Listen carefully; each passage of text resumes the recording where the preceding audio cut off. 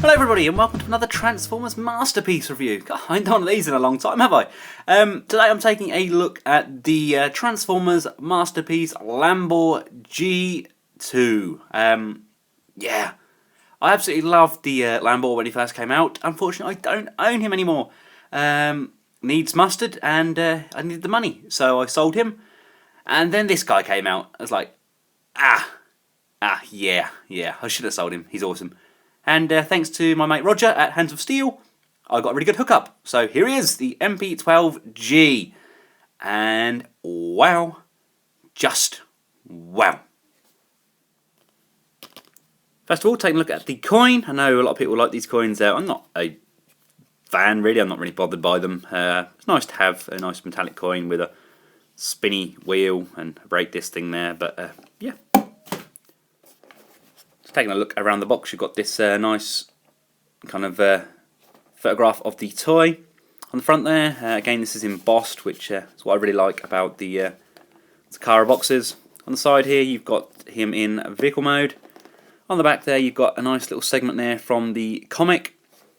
And again, you've got him posed there with his gun, his sword, his engine thing. You got him with his alternative stickers.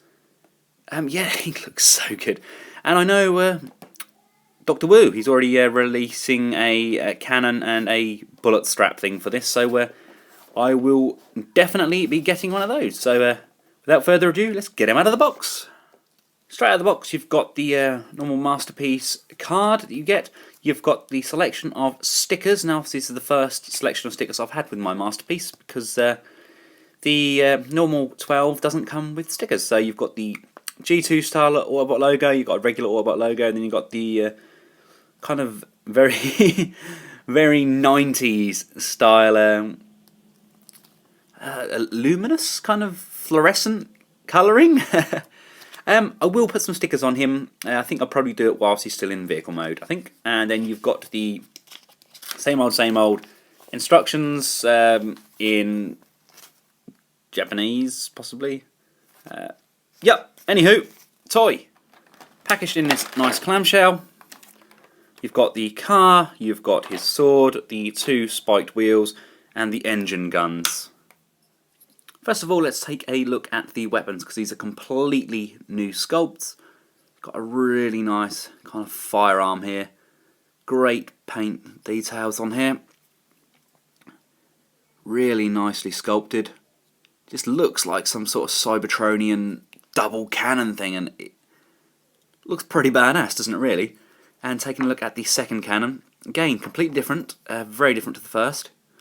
Got like this red laser sight thing going on here. You've got these nice tubes across here. You've got the clip on here, so they can actually clip together to form the engine.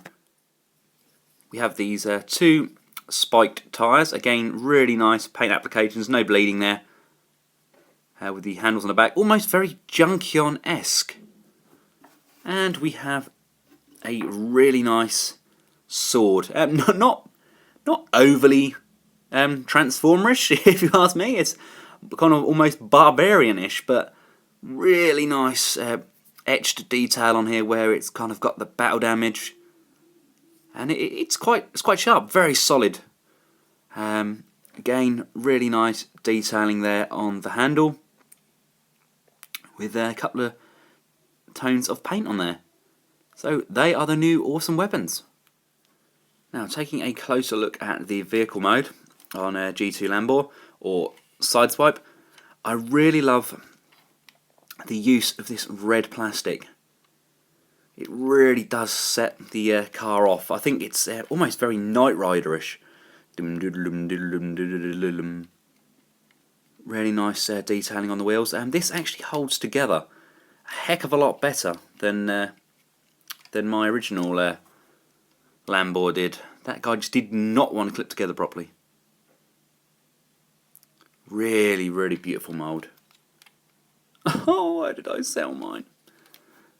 Again, you've got the same detailing on the back there, with the Kutash. Got the twin exhausts. Maybe a little bit of paint application on the exhaust there wouldn't have gone amiss. But I'm really loving the colour contrast here. That red is so vibrant. To armour him up in his vehicle mode, you take your grenade launcher and you take your machine gun, plug the machine gun into the side like so, then take both spike wheel armours, and they have a nub on the top and bottom. So that slides in like so. Again on this side there's another nub on the bottom there, so that one should just slide on there like so. And lastly, there's a small hole on the side of the grenade launcher, and there's a small peg on the sword, and that just pegs in like so. And you've got I have no idea what that's meant to be. That's just haberdashery of of things. But hey, let's put it on the car. To get it on the car, you want to firstly move this handle down like so. Place it out of the way. You can come around and there's the peg that's present on all of this mould, every version of this mould, and just plug this into the peg socket like so, and there we go.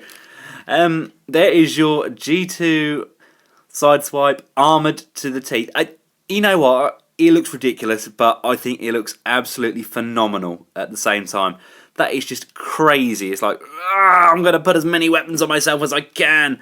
Kind of like if you've seen Alien, I think it's Aliens, where Sigourney Weaver just kind of tapes all the weapons together. It just reminds me of that. It's 90s badassery at its best, in my opinion, and it looks phenomenal. Right, I'm going to apply some stickers to this guy, and then let's transform him into his bot mode. Wow, look at me applying loads of stickers. First steps to getting this guy transformed, you want to take all of the weapons off for now, and you want to fold the front two tyres inwards. So fold that one over and fold this one over like so. Looking underneath, you want to come around to this section here and just wiggle it and pull it out. It is tabbed in kind of here-ish, so apply moderate pressure and pop it out like so. Right, you want to loosen the bonnet section like so. Then with the wheels underneath here, you want to make sure they're folding directly inwards, so they're at this kind of angle. And you want to fold this bonnet section completely over them like so, revealing the head. You can then, from here, move both the shoulder sections up like so. So you're left with this. Flip forward both tail fins and unpeg this section here and here, lifting it up like so. Both these feet sections are pegged in there, so just pop those up like so, unpegging them. And let's split the legs. Push this section here back on the leg. Now they're quite stiff due to the fairly thick paint apps on this sidey. Right, with the legs, you're going to bend this section here first, all the way down, so it's out of the way. You can then fold this leg down like so. You can then fold your foot up. You've got this section here, needs to be brought down on top of the foot, like so. You've then got this section on top of the leg. Now there's actually two sections here. There's a small folded in section like so. That folds down into the black crevice of the leg and plugs in like so. And then line that up. You can then put this bit up here, move the foot down. If you come round to the back, you can lift the heel spur out and then put the spoiler in the back section of the leg. Flip the crotch piece down, then want to collapse this middle section, so pull it backwards like so and then rock it forwards like that. There we go. There's a small tab here and a small tab on the front of the bonnet, and that pegs them together like so. You can then sort out Swipey's head. We pull the back section forward, clip that in like so. That is a fantastic head sculpt. And then we can just extend these arms like so, and this one, pull that up like so, and then just rotate at the bicep, swing that up, open up the cab section there to reveal the fist, close that back up, and there are his arms. Come around the back here, you want to fold this section of where the window is, you want to fold that back in on itself and tuck it up into this section like so. So there is a bend there. And then this whole back section, there's a peg just inside. It then folds down and pegs in nicely like so. Minimal back gibble! And here he is in his basic G2 form. He really needs the accessories to beef him up, doesn't he? I just really want to show you guys this head sculpt. I think that is phenomenal. That is a fantastic cartoon, kind of comic accurate head sculpt. I love that grimace on his face. He's like, "Arrgh." Absolutely over the moon with this guy. It's actually my favourite of this mould. Although I am very intrigued by some of the knockoffs, especially the golden one. If you guys would like me to get that and review it, then I will. I think it's only like $20 or something stupid like that.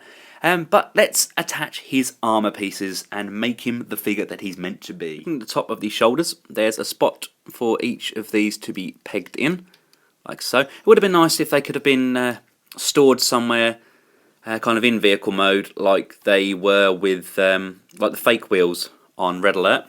But you know, these are kind of big and spiky, so I will let them off. The guns have the same pegs on either side, so can fit in either hand. Just plug those into the grooves on the hands.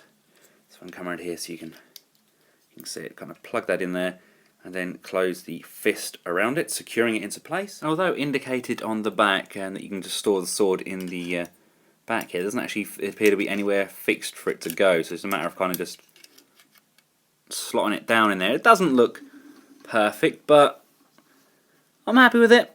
He looks superb. He's just a Transformer version of Rambo. I am over the moon with this guy. It's a beautiful piece. We're getting some really good masterpiece figures at the moment, whether they be from Takara or whether they be the come from third parties. Because obviously we got the Master Minis. We're getting Unique Toys GoBots.